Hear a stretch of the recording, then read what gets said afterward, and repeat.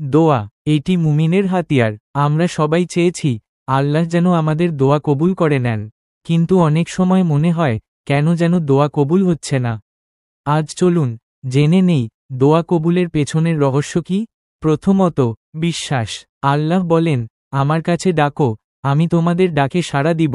কিন্তু আমরা কি সত্যিই বিশ্বাস করি আল্লাহ শুনছেন? দ্বিতীয়ত, ধৈর্য।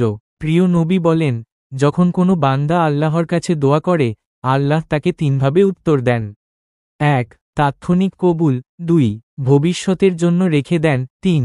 অথবা কোনো বিপদ থেকে রক্ষা করেন। তৃতীয়ত, হারাম থেকে বেঁচে থাকা। যদি আমরা হারাম খাই, মিথ্যা বলি, অন্যায় করি, তাহলে কিভাবে আশা করি দোয়া কবুল হবে?